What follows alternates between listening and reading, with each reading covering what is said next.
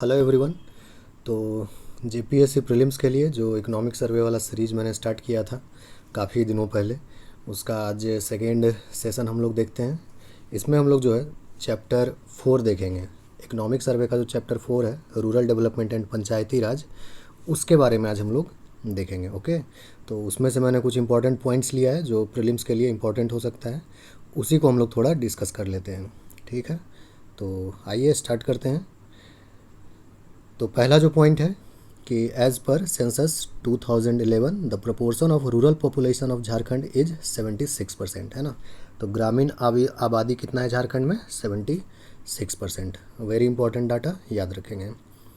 Okay, और working individuals जो हैं वो more than 47% of the rural population है, यानी रूरल पॉपुलेशन की कुल जनसंख्या का 47% जो है वो वर्किंग एज ग्रुप में आते हैं। ठीक है, नेक्स्ट पॉइंट है As in January 2021, there are 103.72 lakh registered workers under NREGA in Jharkhand. ठीक है, तो नरेगा में 103.72 लाख रजिस्टर्ड वर्कर हैं। ठीक है, और जो प्रपोर्शन है एसटी और एससी वर्कर्स का वो 27.64% और 10% है। ठीक है, तो एसटी वर्कर्स कितने हैं? 27.64% और एससी वर्कर्स हैं 10%। तो ये दोनों पॉइंट भी याद रखेंगे नरेगा के संबंध में। नेक्स्ट पॉइंट है in terms of the district wise achievements under NREGA, Giridih as is at the top. तो गिरिडीह जो है वो सबसे टॉप में है। ठीक है, ये बहुत ज़्यादा इंपॉर्टेंट पॉइंट है, ये इस पेज का शायद सबसे ज़्यादा इंपॉर्टेंट पॉइंट है, इसको ध्यान रखेंगे। डिस्ट्रिक्ट वाइज अगर अचीवमेंट देखा जाए, ठीक है, नरेगा में, तो गिरिडीह जो है वो टॉप पर है, आउटले में भी और आउटकम में भी। ठीक है, आउटले यानी क्या व्यय का हिसाब किताब रखा गया है, आउटकम, ठीक है, यानी कि नतीजा क्या निकला उन प्रोग्राम्स का। तो दोनों में गिरिडीह जो है टॉप पर है, और उसके बाद गढ़वा है, फिर पलामू है ना। और इन्हीं सब मामलों में लोहरदगा जो है वो सबसे नीचे वाले रैंक पे आता है, सबसे बुरा परफॉर्म किया है। ठीक है, तो नरेगा से संबंधित ये वाला डेटा जो है याद रखेंगे, गिरिडीह याद रखेंगे, लोहरदगा याद रखेंगे। लोहरदगा सबसे लास्ट में है, गिरिडीह सबसे टॉप पे है। तो ये सब कुछ इंपॉर्टेंट पॉइंट्स है जो आपका प्रीलिम्स में पूछा जा सकता है। सबसे ज़्यादा इंपॉर्टेंट ये पॉइंट है आपका, उसके बाद ये। ओके, अब कुछ स्कीम्स के बारे में देखते हैं। ठीक है, तो 4 जुलाई 2010 को 3 स्कीम स्टार्ट किया गया। ठीक है, इसमें जो है स्कीम का जो ये तीनों स्कीम है उसका नाम है बिरसा हरित ग्राम योजना, नीलांबर पीतांबर जल समृद्धि योजना, वीर शहीद पोटो हो खेल विकास स्कीम। ठीक है, ये तीनों जो स्कीम है कुछ इस तरह से प्रोग्राम किया जाएगा ताकि नरेगा के अंतर्गत इसमें काम किया जा सके, करवाया जा सके। ठीक है, तो ये तीनों स्कीम ध्यान रखेंगे। ये सब करेंट अफेयर्स में भी हम लोग कवर किए थे, और यहाँ पर इकोनॉमिक सर्वे में भी इन सब के बारे में दिया हुआ है, तो इम्पॉर्टेंट है। तो इन तीनों के बारे में थोड़ा थोड़ा हम लोग देख लेते हैं क्या है, उतना ही देखेंगे जितना इकोनॉमिक सर्वे में मेंशन किया हुआ है। ठीक है, तो हरित ग्राम योजना, बिरसा हरित ग्राम योजना जो है वो एक तरह से एफॉरेस्टेशन प्रोग्राम है। ठीक है ना, उसमें पेड़ पौधा लगाने वाला प्रोग्राम है। ठीक है, that would cover more than 2 lakh acres of unused government fallow land. ठीक है, जो लगभग 2 लाख एकड़ से अधिक अप्रयुक्त सरकारी पड़ती भूमि को कवर करेगा। ठीक है, इन एरिया में जो है, इन एरियाज़ में जो है एफॉरेस्टेशन करना है। ठीक है, वन लगाना है। इस स्कीम का कुछ इंपॉर्टेंट डेटा है जो आपको प्रीलिम्स में पूछा जा सकता है, उसको भी ध्यान रखेंगे। As part of the scheme about 5 lakh families would each be provided with 100 fruit bearing plants. ठीक है, तो 5 लाख परिवारों को 100 फ्रूट बियरिंग प्लांट दिया जाएगा। ठीक है ना, जो फल वाला पौधा होता है वो दिया जाएगा। ठीक है, और जो initial plantation, maintenance, land work, afforestation, ये सब जो है एम नरेगा के तहत करवाया जाएगा। ठीक है ना, अभी हम लोग जस्ट इसके पहले वाले स्लाइड में देखे थे, ये तीनों प्रोग्राम कुछ इस तरह से डिज़ाइन किया गया है कि नरेगा का भी उसमें इस्तेमाल हो सके। ठीक है ना, तो initial plantation, maintenance, land work, afforestation, ये सब जो है नरेगा के तहत करवाया जाएगा। उसके बाद the government aims to plant more than 5 crore fruit bearing plants in the next few months, है ना। तो जाहिर बात है 5 लाख फैमिलीज़ हैं, 100 प्लांट्स दिया जा रहा है सबको, तो लगभग 5 करोड़ फल देने वाले पौधे को प्लांट करने का एम रखा गया है। तो एम जो है आपसे पूछा जा सकता है, ठीक है। तो 5 करोड़ से ज़्यादा, है ना, या 5 करोड़ सिंपली ऐसा भी ऑप्शन में आपको दिया रह सकता है। It is estimated that each family would receive an annual income of rupees 50,000 from the fruit harvest after 3 years. Okay, तो 3 साल के बाद जब ये पौधा जो है फल देने लायक हो जाएगा, तो जिन फैमिलीज़ को ये दिया गया है वो फैमिलीज़ लगभग 50,000 रुपया जो है सालाना इनकम कर पाएंगे इन पौधों से, ठीक है। तो इसको भी ध्यान रखेंगे। और दो ओनरशिप जो है लैंड का, ठीक है, मालिकाना हक जो है वो गवर्नमेंट के पास ही रहेगा, ओके। और Birsa Harit Gram Yojana is expected to generate about 25 crore person days of work in the next 5 years, not very important for prelims, okay. तो 5 lakh families, 100 fruit bearing plants सबको दिया जाएगा, 5 करोड़ से ज़्यादा फ्रूट बियरिंग प्लांट का टारगेट रखा गया है, और इनकम जो है तकरीबन 50,000 एस्टिमेट किया गया है सालाना, जो हर एक परिवार अर्न करेगा, ओके। तो बिरसा हरित ग्राम योजना समझ गए होंगे आप। नेक्स्ट है नीलांबर पीतांबर जल समृद्धि योजना के बारे में, ठीक है। तो with NPJSY the government aims to create agro water storage units by arresting rain water and ground water runoff. तो जो पानी बह जाता है बरसात में उसको स्टोर करने का इसमें प्रोग्राम रखा गया है, ठीक है। तो almost 5 lakh acres of cultivable land can be irrigated through this. तो ये वाला प्रोग्राम अगर सक्सेसफुल होता है तो लगभग 5 लाख एकड़ जो भूमि है वहाँ पर सिंचाई का व्यवस्था किया जा सकता है ना। Marginal land holders and farmers would be able to store an increased volume of 5 lakh crore litres of rain and ground water every year. यानी इतना पानी जो है 5 lakh crore litres of rain and ground water हर वर्ष इतना स्टोर कर सकेंगे इस प्रोग्राम के अंतर्गत, ठीक है। ये वाला डेटा में भी उतना इम्पोर्टेंट नहीं है, ओके। ये ध्यान रखेंगे कि कितना भूमि जो है उसमें सिंचाई का व्यवस्था किया जा सकता है नीलांबर पीतांबर जल समृद्धि योजना के तहत, है ना। और an estimated 10 crore person days are expected to be generated in the next 4-5 years, ठीक है ना। ये सब उतना इम्पोर्टेंट नहीं है, ठीक है। और ये प्रोग्राम जो है प्राइमरली बोला जा रहा है, ठीक है, मुख्य रूप से drought hit region of the Palamu division का जो ड्रॉट हिट रीजन है उसके लिए ये प्रोग्राम बनाया गया है, ओके। तो ये 2 इम्पॉर्टेंट पॉइंट ध्यान रखेंगे इसमें जो आपको पीटी में पूछा जा सकता है, 5 लाख एकर्स और ये पलामू डिवीज़न, ठीक है। नेक्स्ट प्रोग्राम के बारे में देखते हैं जो है वीर शहीद पोटो हो खेल विकास योजना, ठीक है। तो ये जो है एक तरह से स्पोर्ट्स इंफ्रास्ट्रक्चरल स्कीम है, ठीक है ना। यानी स्पोर्ट्स के लिए, खेल के विकास के लिए इंफ्रास्ट्रक्चर बनाया जाएगा इसमें, ओके। और अगेन सेम चीज़ है, नरेगा के तहत इसका भी कन्वर्जेंस इंश्योर किया जाएगा। और इसमें ये पॉइंट आपको पूछा जा सकता है कितना जो स्पोर्ट्स ग्राउंड है उसको डेवलप करने का टारगेट रखा गया है इसमें, ठीक है। तो 5,000 स्पोर्ट्स ग्राउंड को डेवलप करने का टारगेट रखा गया है। और लगभग जो 4300 पंचायत हैं उन सब में कम से कम एक तो होना ही चाहिए, लेकिन चूँकि 5,000 का टारगेट रखा गया है तो मे भी कई सारे पंचायत में एक से ज़्यादा भी हो सकता है, लेकिन कम से कम एक सारे पंचायत में होगा, ठीक है। और इससे 1 करोड़ पर्सन डेज जनरेट करना है एम्प्लॉयमेंट, तो ये सब उतना इंपॉर्टेंट नहीं है, ठीक है। तो 5,000 स्पोर्ट्स ग्राउंड ये इंपॉर्टेंट है, एक स्पोर्ट्स इंफ्रास्ट्रक्चर का स्कीम है, ये इंपॉर्टेंट है, ये 2 पॉइंट याद रखेंगे। तो ये तीनों स्कीम के बारे में हम लोग अभी देख लिए। नेक्स्ट है प्रधानमंत्री ग्राम सड़क योजना के बारे में। तो देखिए कई सारा जो सेंट्रल स्कीम है, प्रोग्राम्स है, जो रूरल डेवलपमेंट वाला चैप्टर है उसमें कई सारा सेंट्रल स्कीम्स और प्रोग्राम्स के बारे में दिया हुआ है ना।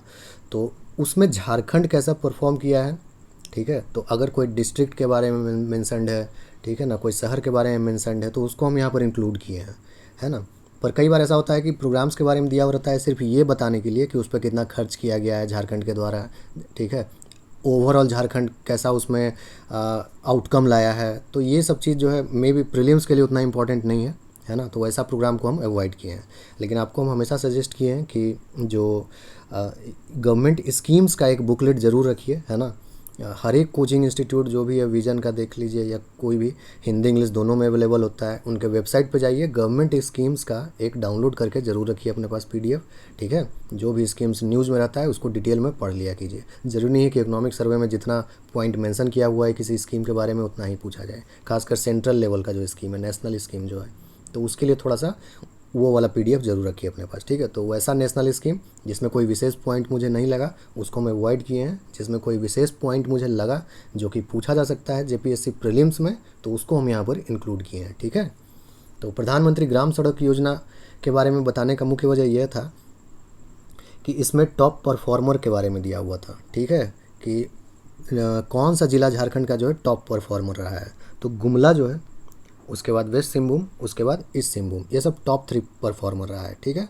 और धनबाद जो है बॉटम परफॉर्मर रहा है एलॉन्ग विथ कोडरमा, ठीक है। तो धनबाद सबसे नीचे रहा है, गुमला सबसे ऊपर रहा है, ओके। ये फिजिकल ईयर मेंशन किया हुआ है, किस किस फिजिकल ईयर के बीच को कंसीडर किया गया है ये सब परफॉर्मेंस निकालने के लिए, ठीक है। तो ये में भी उतना इंपॉर्टेंट नहीं है, बट किसी भी तरह अगर आपसे पूछा जाता है कि प्रधानमंत्री ग्राम सड़क योजना में टॉप परफॉर्मर कौन है, तो गुमला है, बॉटम कौन है, तो धनबाद है, ठीक है। और कितना रोड कंप्लीट किया गया है लॉन्च से लेकर अब तक, तो झारखंड में 25,500 kilometre, 25,500 kilometre of rural roads have already been completed in Jharkhand, ठीक है। और इंडिया में जो टोटल रूरल रोड कंस्ट्रक्शन हुआ है इस प्रोग्राम के अंतर्गत, उसमें झारखंड का हिस्सा 3.96% यानी लगभग 4% है। तो इसमें सबसे ज़्यादा इंपॉर्टेंट पॉइंट है कि कितना रोड बना है स्कीम में, इस स्कीम के तहत झारखंड में, ठीक है। टॉप परफॉर्मर कौन सा ज़िला रहा है, बॉटम परफॉर्मर कौन सा ज़िला रहा है, तो ये 3 पॉइंट ध्यान रखेंगे प्रधानमंत्री ग्राम सड़क योजना से रिलेटेड। नेक्स्ट पॉइंट देखते हैं, प्रधानमंत्री आवास योजना ग्रामीण के बारे में है। तो प्रधानमंत्री आवास योजना ग्रामीण हाउसिंग फॉर ऑल 2022 तक सबके लिए आवास प्रदान करने का इसमें टारगेट रखा गया है, ठीक है। 20 नवंबर 2016 को लॉन्च किया गया था, जो कि पहले प्रोग्राम चल रहा था इंदिरा आवास योजना, उसी को रीस्ट्रक्चर करके। तो इस स्कीम के तहत झारखंड जो है लगभग 7.5 लाख घर बना चुका है, ठीक है। और टोटल घर कितना बनाना है, 12,72,916, ओके, 2022 तक। तो ये में भी आपसे पूछा जा सकता है टोटल टारगेट क्या है या फिर कितना बन चुका है अंडर प्रधानमंत्री आवास योजना ग्रामीण। बाकी क्या फीचर्स है ये सब प्रोग्राम का, तो वो सब के लिए आप रेफ़र कीजिएगा ज़रूर कोई भी गवर्नमेंट स्कीम का बुकलेट, ओके। नेक्स्ट है झारखंड इंटीग्रेटेड आदर्श ग्राम योजना। तो देखिए, एक झारखंड इंटीग्रेटेड आदर्श ग्राम योजना के तहत 4 प्रोग्राम आता है, ओके।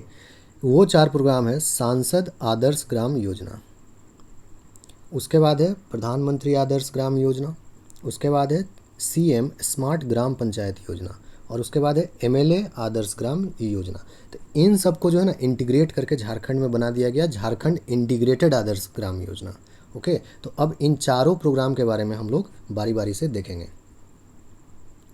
तो पहला है सांसद आदर्श ग्राम योजना, ठीक है। तो इसमें क्या है, the major aim of the scheme is to trigger processes which lead to holistic development of the identified gram panchayats and to substantially improve the standard of living and quality of life of all sections of population in the villages, ठीक है।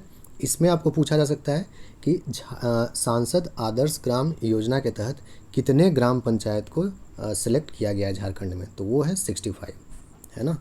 तो इसमें 65 ग्राम पंचायत को select किया गया है PT के हिसाब से। मोस्ट इम्पॉर्टेंट पॉइंट यही है एज पर इकोनॉमिक सर्वे, है ना, ध्यान रखेंगे। इसमें होलिस्टिक डेवलपमेंट यानी जो है सर्वांगीण विकास जिसको बोलते हैं, उस तरह से करने का प्रोग्राम बनाया गया है इस योजना के तहत, ठीक है। नेक्स्ट है आदर्श ग्राम योजना, जो एमएलए आदर्श ग्राम योजना था वही। तो ये जो है rural development department government of Jharkhand has promulgated this programme in 1 village each selected by MLAs, है ना। तो एमएलएज जितने हैं झारखंड में और plus 19 native villages of the renowned revolutionaries of Jharkhand, ठीक है।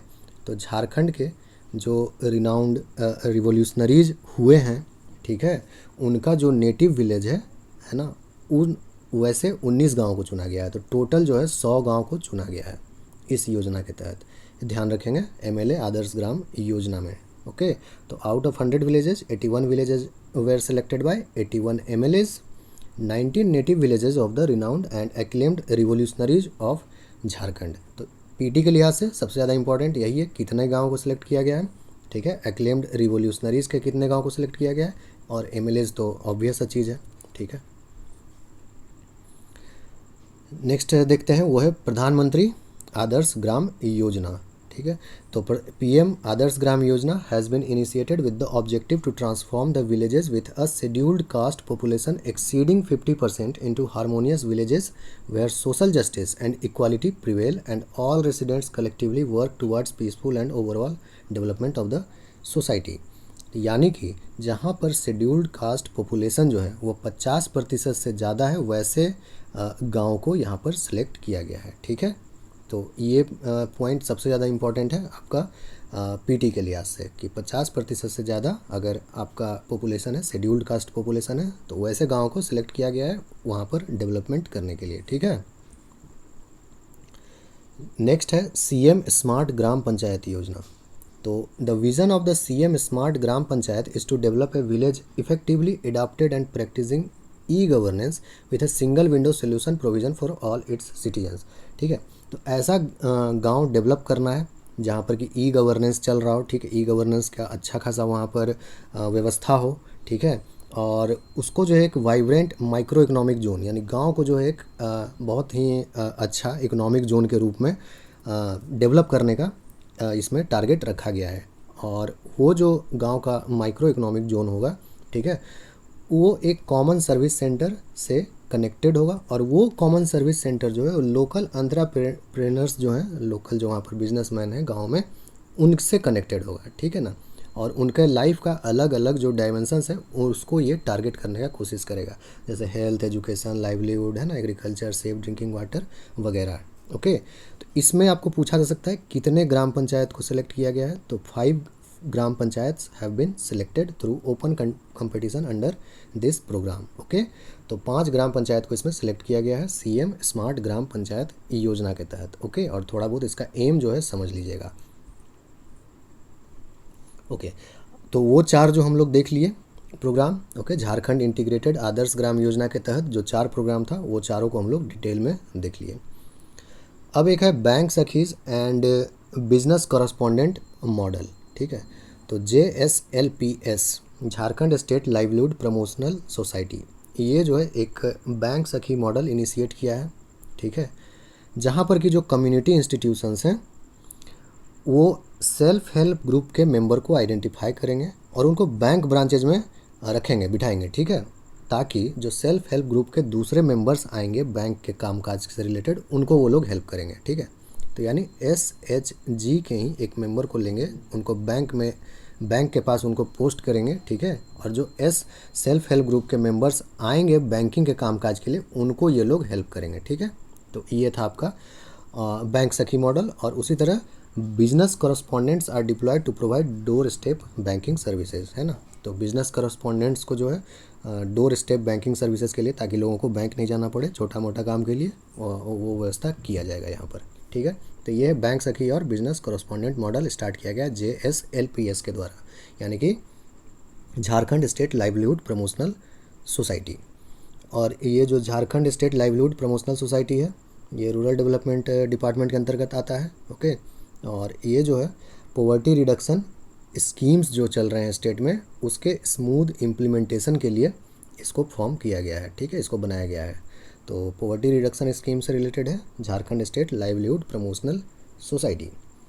उड़ान, ये एक स्पेशल प्रोजेक्ट है, ठीक है, नेशनल रूरल लाइवलीहुड मिशन के तहत, जो कि मिनिस्ट्री ऑफ रूरल डेवलपमेंट का एक प्रोग्राम है। इसके अंतर्गत क्या किया जाता है कि जो 23,779 प्रिमिटिव वल्नरेबल ट्राइबल ग्रुप हैं, वैसे घरों को 3 साल के पीरियड में उनका डेवलपमेंट करने का टारगेट रखा गया है, ठीक है।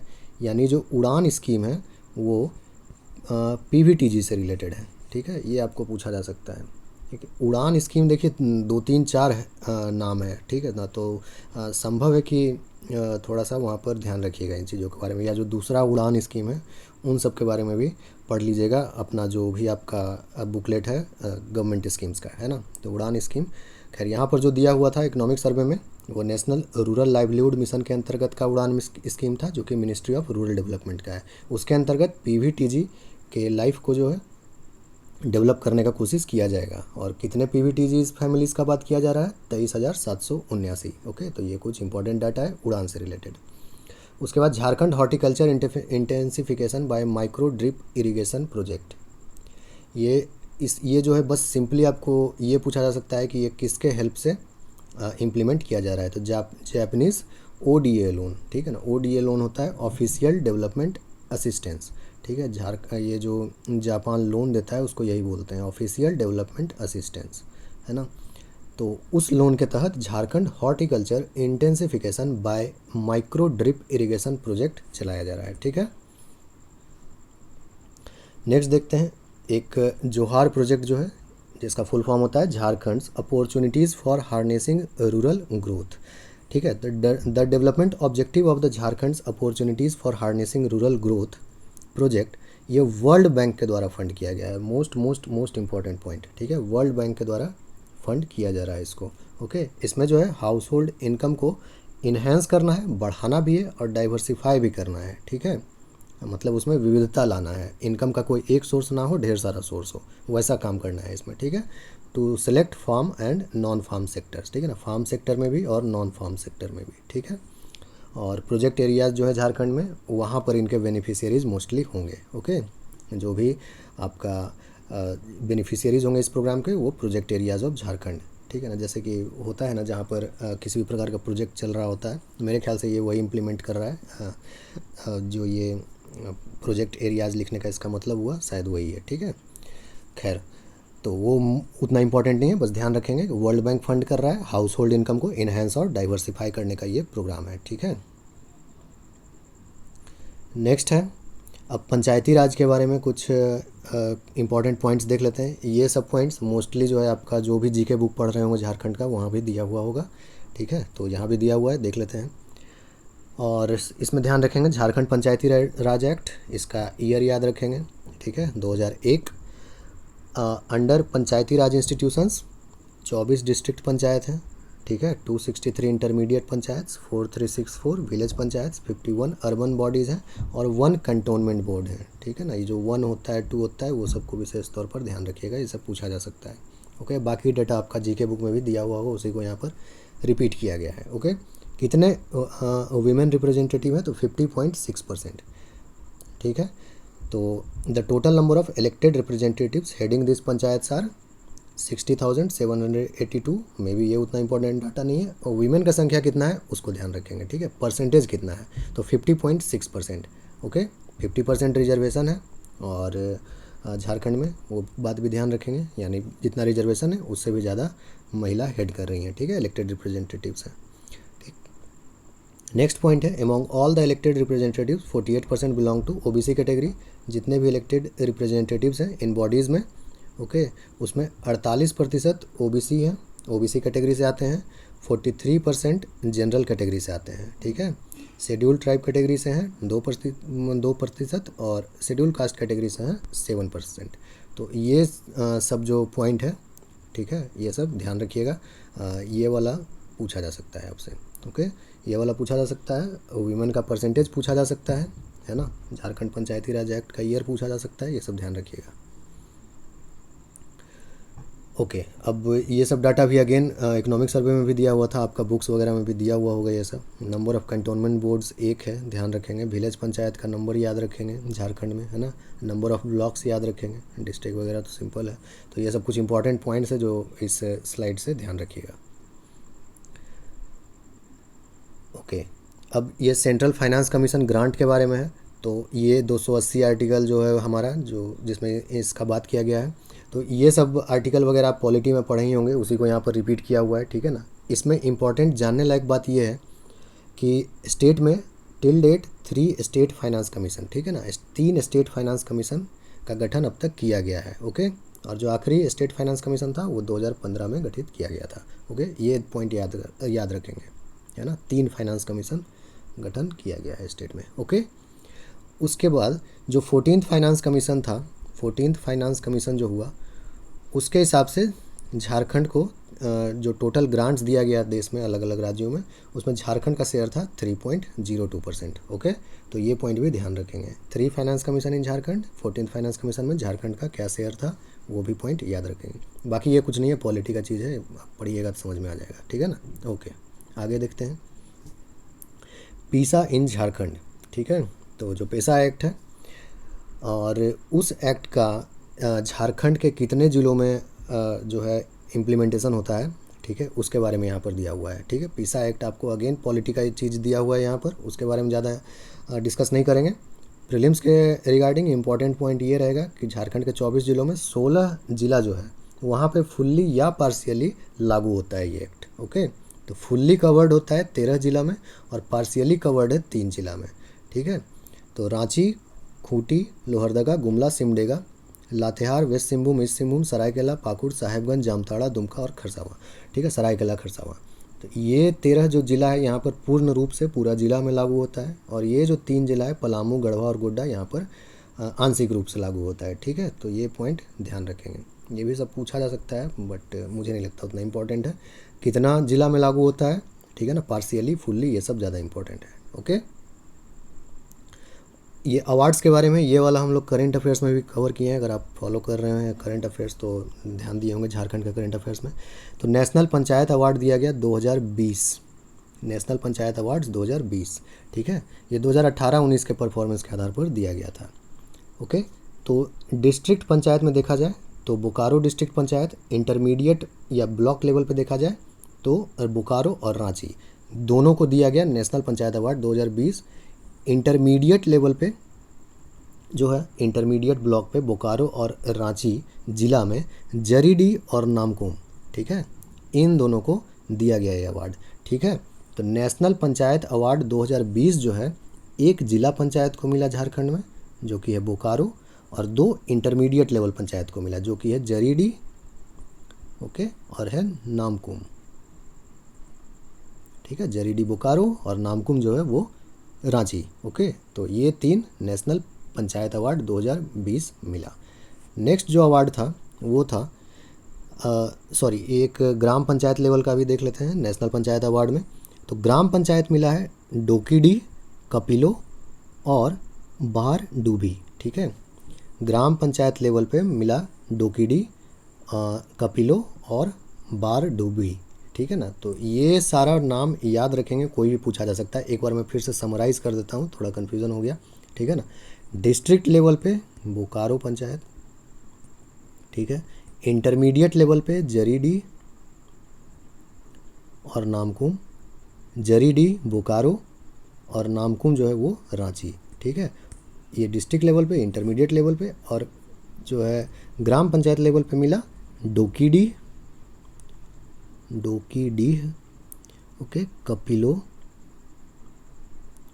और बार धूबी, है ना। तो ये तीनों को मिला। डोकीडी है गिरिडीह में, कपिलो है गिरिडीह में और बारडूबी जो है वो धनबाद में है। ओके, तो ये जो 3, 2, 5, 1, 6 पंचायत को मिला नेशनल पंचायत अवार्ड 2020। ठीक है, 2018-19 के परफॉर्मेंस के आधार पर। नेक्स्ट जो अवार्ड था वो था नानाजी देशमुख राष्ट्रीय गौरव ग्राम सभा पुरस्कार। तो ये जो गौरव ग्राम सभा पुरस्कार मिला, ये मिला कपिलो को, ठीक है, कपिलो, होन्हे और है बुंडू। ठीक है, इन तीनों को मिला। ओके, तो ये जो कपिलो है ये गिरिडीह में है। ठीक है, ऊपर भी हम लोग देखें, ये जो होन्हे है ये रामगढ़ में है और ये जो बुंडू है ये बोकारो में है। ठीक है ना, चूँकि ग्राम पंचायत का बात हो रहा है, एक बुंडू तो रांची के पास भी है ना। तो कपिलो, होन्हे और बुंडू, कपिलो इन गिरिडीह, होन्हे इन रामगढ़ और बुंडू इन बोकारो, इन तीनों को मिला नानाजी देशमुख राष्ट्रीय गौरव ग्राम सभा पुरस्कार। ओके, तो ये वाला पॉइंट ध्यान रखिएगा। और इसका जो है करेंट अफेयर्स में भी कवर किया हुआ है, वहाँ पर भी आप लोग देखे होंगे इसको। ठीक है। तो आज का सेशन यहाँ पर एंड होता है, थोड़ा लंबा हो गया, लेकिन रूरल डेवलपमेंट और पंचायती राज वाला इंपॉर्टेंट है प्रीलिम्स के हिसाब से। आप भी अगर यहाँ तक आप वीडियो देखे हैं तो समझ गए होंगे, काफ़ी इंपॉर्टेंट पॉइंट्स इसमें कवर किया गया है। तो इसको जो है 1-2 बार देख लीजिएगा, याद हो जाएगा।